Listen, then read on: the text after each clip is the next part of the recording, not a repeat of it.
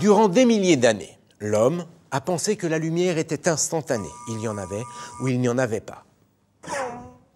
Certes, Alhazen, un savant arabe, et plus tard Galilée, avait bien pensé que la lumière avait une vitesse de propagation, mais il n'avait rien pu prouver. En fait, il a fallu attendre la fin du XVIIe siècle, avec les observations d'Olaus Rømer, un astronome danois, et 50 ans plus tard, les travaux de James Bradley, un astronome anglais, pour que le monde soit enfin persuadé que la lumière avait une vitesse de propagation finie qu'on estimait à l'époque proche de 300 000 km par seconde. Bien que satisfaite du résultat, la communauté scientifique savait pertinemment que les valeurs obtenues manquaient de précision. Or, plus que jamais, les savants avaient besoin de précision. Le XIXe siècle va donc être le théâtre d'une course à la précision. Les savants vont mettre au point d'étonnants dispositifs et des machines époustouflantes, toutes plus ingénieuses les unes que les autres, permettant de mesurer la vitesse de la lumière, non plus en observant les astres, mais sur Terre, en laboratoire. Des dispositifs libérant les scientifiques des contingences liées à la mécanique céleste et leur permettant de faire de plus en plus de mesures au moment où ils le souhaitaient.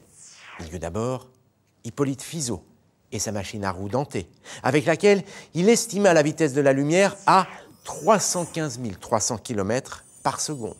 Puis Léon Foucault et son miroir tournant qui proposa 298 000 km par seconde. Ces machines furent modifiées, perfectionnées, chaque intervention réduisant l'incertitude. Tant et si bien qu'au début du XXe siècle, l'Américain Michelson parvenait à ce résultat 299 796 km par seconde avec une incertitude de 4 km par seconde. C'est cet ordre de précision qui est important. Alors, tous les dispositifs mis en place par ces physiciens avaient au moins un point commun. Pour calculer la vitesse de la lumière, il faut d'abord déterminer une distance, puis mesurer le temps que met la lumière pour parcourir cette distance. En effet, vous connaissez la formule, V égale D sur T. La vitesse est égale à la distance sur le temps. Mais plus les scientifiques voulaient être précis, plus cette distance augmentait. Avec Fizeau, la lumière parcourait déjà 17 km. Avec Michelson, 70. Et encore, il y avait toujours une incertitude. Jusqu'où allait-il falloir aller? Eh oui, on n'en voit pas le bout.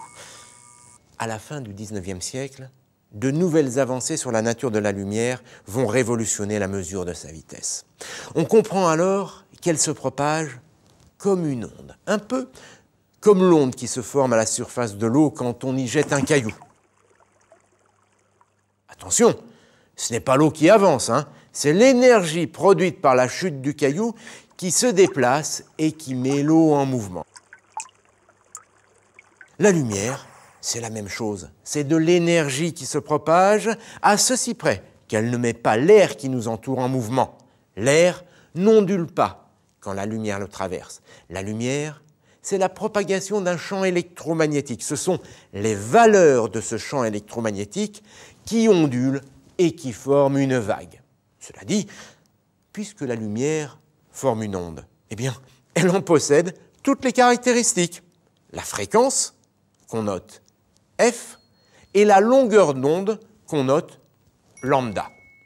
La fréquence, c'est le nombre d'oscillations qui se forment en une seconde.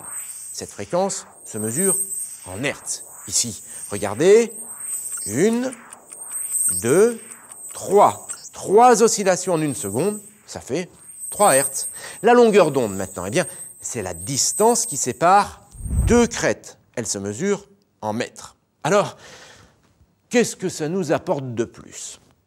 Eh bien, vous allez voir.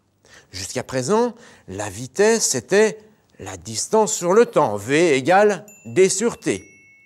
Comme une onde se caractérise par une longueur, autrement dit, une distance entre les deux crêtes d'une oscillation et une fréquence, un nombre d'oscillations en une seconde. Eh bien, la vitesse de l'onde, c'est cette longueur multipliée par la fréquence, soit V égale lambda par F. Et ce n'est pas tout. Au début du XXe siècle, on comprend aussi que la lumière visible ne représente qu'une toute petite partie des ondes électromagnétiques. Il y a aussi les ondes radio, les rayons X, les rayons ultraviolets, les rayons infrarouges. Ces ondes n'ont ni la même longueur d'onde, ni la même fréquence, mais elles se déplacent toutes à la même vitesse, celle de la lumière. Et heureusement pour nous, c'est ce qui nous permet de suivre des matchs de foot en direct à la radio ou à la télévision, de téléphoner ou de jouer en réseau avec des consoles sans fil.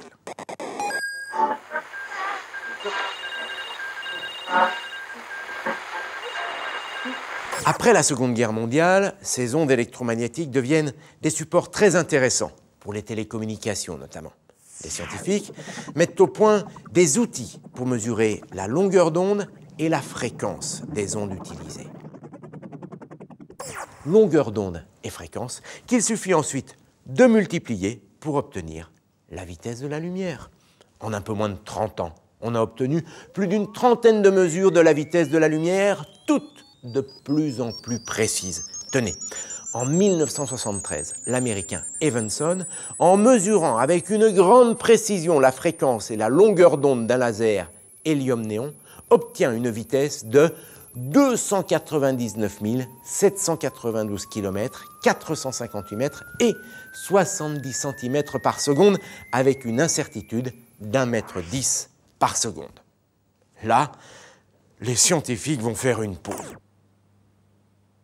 Oh, ils auraient pu continuer à mesurer avec une plus grande précision encore des longueurs d'onde et des fréquences, puis à les multiplier et pousser encore plus loin derrière la virgule. Mais à quoi bon? À quoi bon obtenir des dixièmes, des centièmes, des millièmes de mètre quand la valeur du mètre manque elle-même de précision? Oh, j'entends déjà les critiques. Comment ça? Le mètre imprécis? Oui, la définition du mètre avant 1960 était donnée par le mètre étalon déposé à Sèvres, à côté de Paris. Il se présentait sous la forme d'une barre de platine. Le mètre était la distance encadrée par 2 traits à 0 Celsius. Le problème de ce mètre étalon est qu'il se déforme et qu'il s'use. Et puis, où commence et où finit réellement le mètre? Au bord extérieur ou au bord intérieur du trait? À moins que ce ne soit au milieu. Vous mesurez le problème.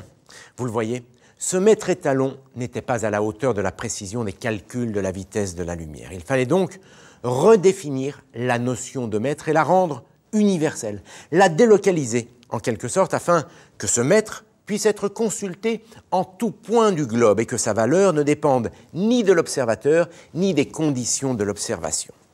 Sachant, d'après la théorie de la relativité restreinte d'Albert Einstein, que la lumière a une vitesse constante dans le vide, que l'on appelle désormais célérité, les scientifiques décidèrent alors d'inverser le problème.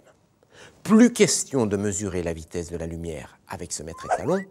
En revanche, ils vont définir le mètre grâce à la vitesse de la lumière. En 1983, la 17e conférence générale des poids et mesures stoppe la course à la précision et fixe la vitesse de la lumière à 299 792 km et 458 mètres par seconde exactement. Par la même occasion, on donne donc au mètre une valeur universelle. Le mètre est la distance parcourue par la lumière dans le vide pendant 1/299 792 458 millionièmes de seconde. La vitesse de la lumière devenait par conséquent une constante connue, une des constantes universelles qui n'avait désormais plus besoin d'être mesurée. Tout cela, mine de rien, a des applications très concrètes dans notre vie de tous les jours. Tenez, le GPS par exemple, le Global Positioning System, qui dans la voiture nous indique où il faut tourner pour rejoindre le terrain de camping le plus proche. Comment fonctionne-t-il? Le principe est assez simple.